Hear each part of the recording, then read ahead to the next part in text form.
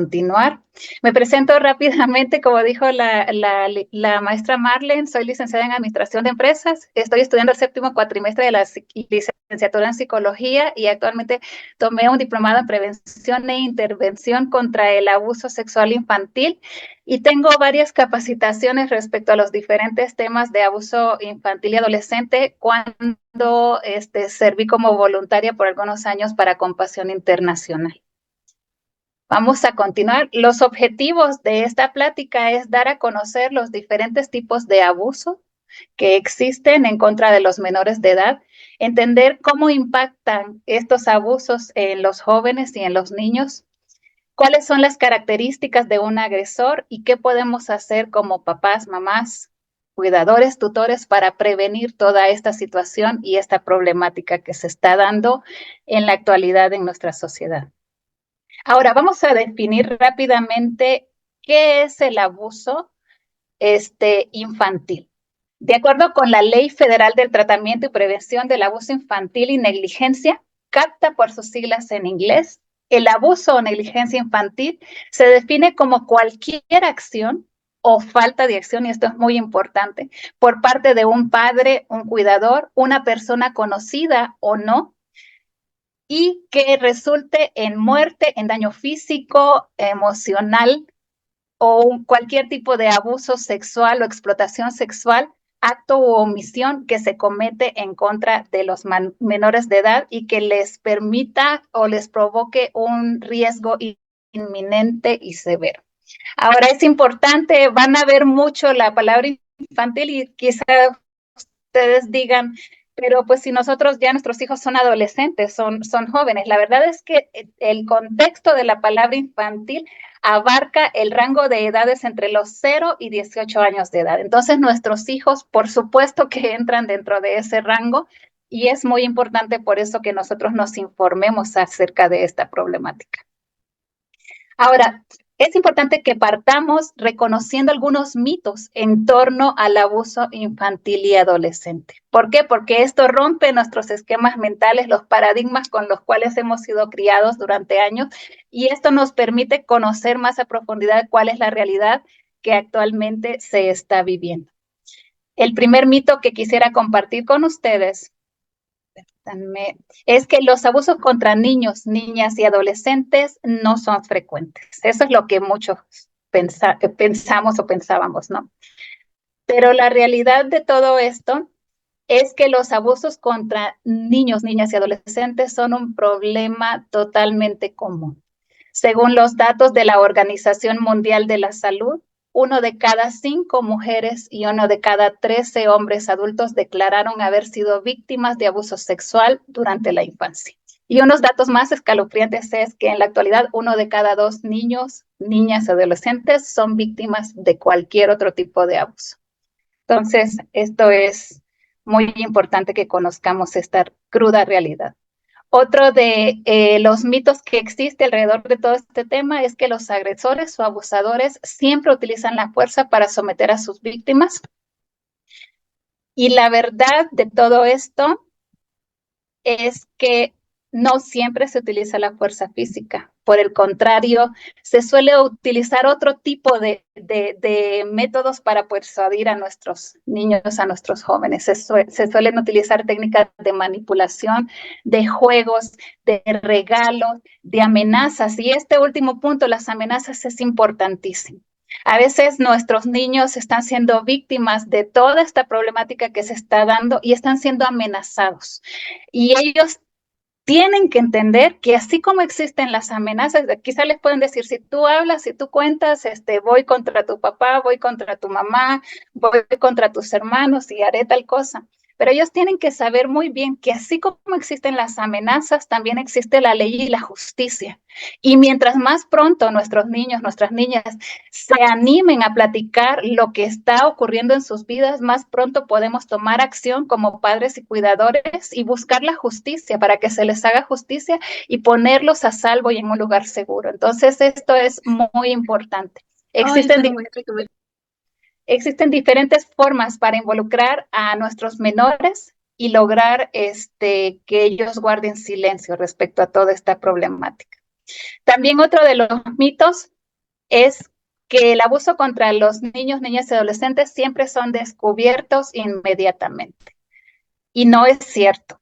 Los abusos perpetrados contra los infantes y adolescentes pueden tener lugar durante periodos que pueden durar días, semanas, meses o incluso años antes de ser descubiertos. Otro de los mitos en torno a este tema es que un niño, una niña y un adolescente que ha sido abusado se convierte en un agresor en potencia en su vida adulta. La realidad es que esto no es cierto. Existe solo una pequeña porción de niños, niñas y adolescentes que fueron abusados, y esto es muy importante, y que no fueron tratados adecuadamente. ¿Y a qué nos referimos con esto?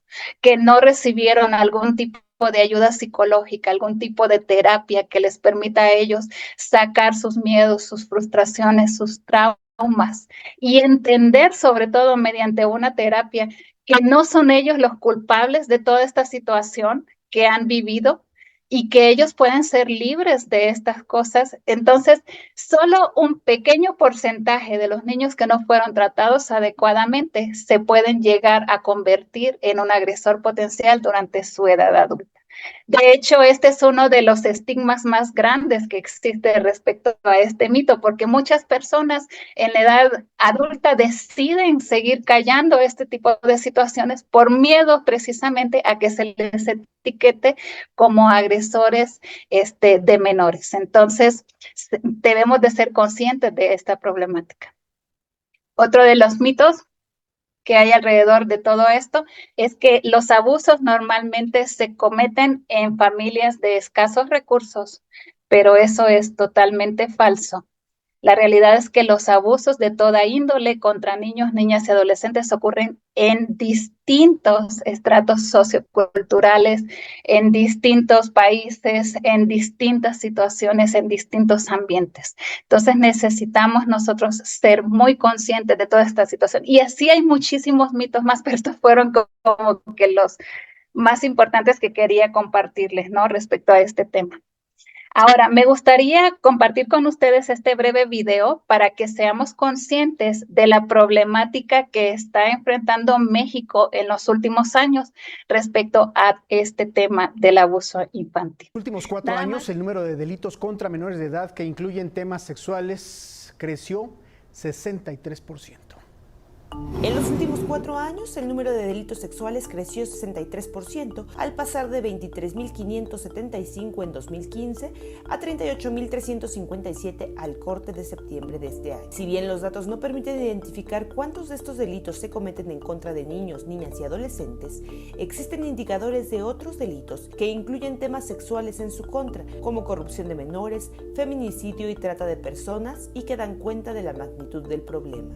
En 2017, 20% de los jóvenes entre 12 y 17 años vivieron alguna forma de ciberacoso. Las mayores tasas estatales de este fenómeno se registraron en Baja California Sur, Nayarit, Campeche y Baja California. De acuerdo con el seguimiento al diagnóstico sobre la situación del abuso sexual infantil en un contexto de violencia hacia la infancia en México del Instituto Early, presentado este martes, durante el 2018, el feminicidio tuvo un incremento de 20% respecto al 2017, registrando un total de 920 víctimas, de las cuales 87 fueron menores de 18 años. En cuanto a la corrupción de menores, ese mismo año se registró un total de 1.393 víctimas, 69% del sexo femenino. El número de egresos hospitalarios de menores de edad por algún tipo de violencia también creció, al pasar de 357 casos en 2016 a 464 casos en 2017, es decir, un 30% más. En 2017, la cifra de niños, niñas y adolescentes que requirieron atención hospitalaria por abuso sexual infantil fue de 281 casos. Sonora, Querétaro, Tlaxcala, Hidalgo y Ciudad de México ocuparon los primeros lugares en esta estadística. Frente a esta situación, la Oficina de las Naciones Unidas contra la Droga y el Delito planteó que, a pesar de los esfuerzos por mitigar la situación de violencia que vive la población infantil y adolescente en México, este grupo permanece en situación de riesgo, por lo que brindarles las condiciones biológicas, psicológicas y sociales, así como asegurarles justicia y seguridad, es un reto que debe ser atendido.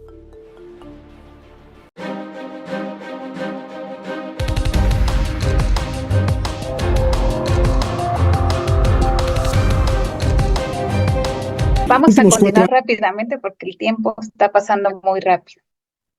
Vamos a hablar acerca de la clasificación de los tipos de abuso infantil y adolescente.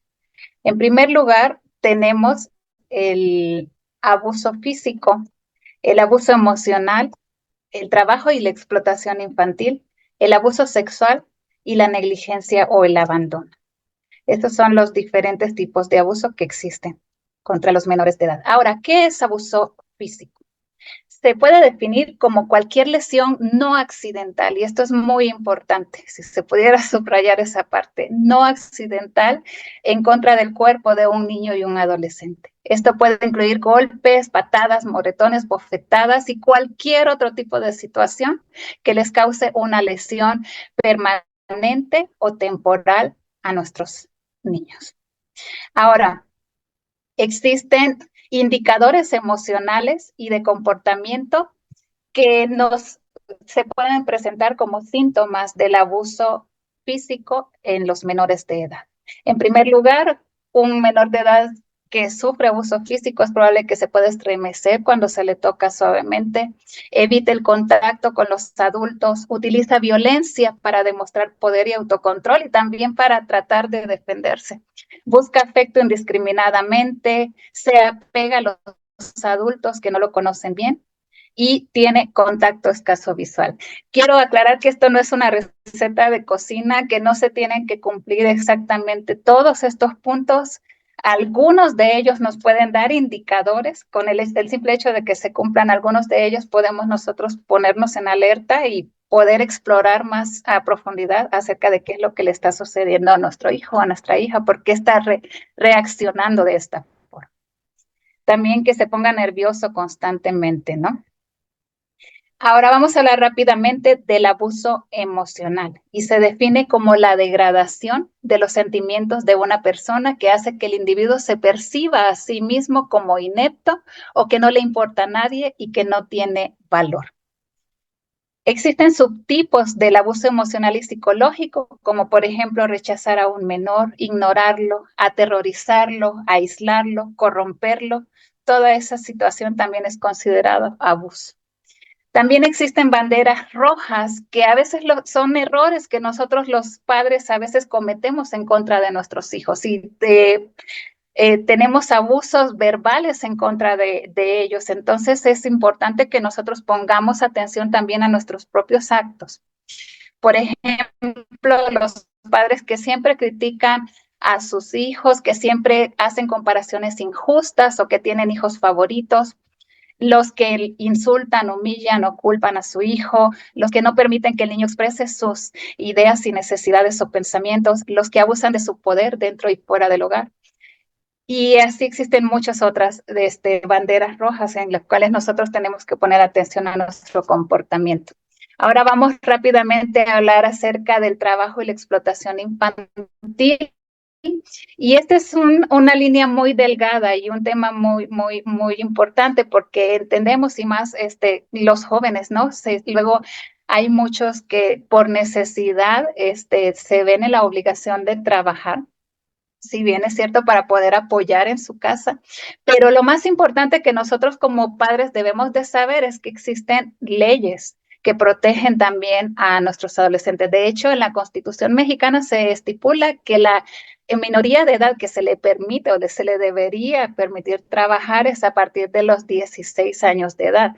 También las horas que los jóvenes pueden llegar a trabajar y que son reguladas o deberían de estar reguladas por la ley, el mínimo de horas son 6 horas al día y que a estos jóvenes se les debe de pagar su salario completo como que si fuera un adulto, ¿no? Entonces el trabajo infantil y adolescente siempre ha sido considerado valioso y barato, y la explotación laboral infantil es un tipo de abuso que se ha practicado desde siempre y en distintas partes del mundo. ¿Por qué? Porque los niños y los jóvenes normalmente son mano de obra muy barata, ¿no? Y a los empleadores les conviene más contratar un niño o un joven que una persona adulta que les va a cobrar un sueldo completo. Entonces nosotros como padres debemos de estar muy alerta acerca de qué tratos le están dando a nuestros hijos en caso de que estén trabajando medio tiempo para apoyar qué tratos están recibiendo y debemos de estar muy alerta en esta situación. Ahora, vamos a hablar rápido del tantemismo. Pueden observar allí, fue una terapia psicológica que se le dio a una niña, en donde mediante este dibujo se pudo sacar a la luz que ella estaba siendo víctima de abuso sexual. Y la verdad es que parte mucho el corazón, pero es una realidad que existe hoy por hoy y que siempre ha existido, ¿no? Entonces se define el abuso sexual como la explotación de los niños para gratificación sexual de un adulto o una persona significativamente mayor. Legalmente se considera que el toque intencional de los genitales, del ano, de los pechos de un niño o una niña, ya sea directamente o a través de la ropa y por razones distintas a higiene, todo esto es considerado abuso sexual. Ahora, también se considera abuso sexual infantil cuando no solo tiene que haber una penetración o una situación de física sexualmente, sino que también cuando los niños son obligados a ver cosas que no deben de ver o escuchar cosas que no deben de escuchar. Por ejemplo, cuando el adulto se masturba en frente de un niño, cuando el adulto obliga a ser acariciado en zonas íntimas por parte de un menor de edad, cuando el adulto se desnuda frente a un niño, también es considerado abuso infantil. Cuando el adulto toma fotos de un niño o de un joven que está desnudo, cuando el adulto obliga al niño a ver pornografía. Y aquí pusimos un dato que es muy importante. El niño conoce normalmente al agresor en el 80 al 90% de las veces. A veces pensamos de que los agresores son personas desconocidas y la realidad es que no. Personas muy cercanas a nuestros niños, a nuestros jóvenes, son los que en realidad abusan más frecuentemente de ellos. También existe una definición para el incesto y el incesto se produce en el contexto de la disfunción familiar. Y el incesto es un tipo de abuso sexual cometido por un miembro cercano y de la familia en contra de un menor. A veces pensábamos que se refería estrictamente a un padre, a un padrastro en contra de un niño o un menor de edad, pero no necesariamente. Y a veces, y tenemos que quitarnos ese otro mito de la cabeza. Los abusadores no solo son del sexo masculino. Existen personas del sexo femenino que también abusan contra niños, contra niñas y contra menores de edad. Y puede ser un hermano o una hermana mayor, un padrastro, una madrastra, el novio de la mamá, un primo, una prima, un tío, una tía. Entonces necesitamos estar también muy conscientes de que estas situaciones existen. Ahora, los indicadores físicos del abuso sexual en los menores, pues podemos encontrar menores con masturbación compulsiva desde edades muy tempranas. Mojarse o ensuciarse, hablando de niños muy chiquititos, en la cama después de que ya habían dominado el hecho de poder ir al baño y vuelven nuevamente a la regresión de mojarse. Patrones de sueño alterados, ¿no? Niños o jóvenes que tengan constantemente pesadillas y que no haya una explicación del por qué. Problemas de aprendizaje también nos puede dar un indicativo de que están sufriendo algún tipo de violencia. Moretones o sangrado en los genitales o en cualquier parte del cuerpo. Quejas de comezón o dolor en los genitales. Dificultad para sentarse o caminar. Ropa interior desgarrada, manchada o ensangrentada. Todo esto son indicativos que nosotros tenemos que prestar sumamente atención, indagar qué es lo que está sucediendo, por qué está pasando, porque esto es muy grave y sobre todo, y más adelante les voy a mostrar, debemos de denunciar y cómo debemos de denunciar. Ahora, otro de los tipos de abuso es la negligencia o el abandono. Y ocurre cuando no se proporcionan los elementos básicos y necesarios para el bienestar médico, emocional, físico y educativo de un menor de edad.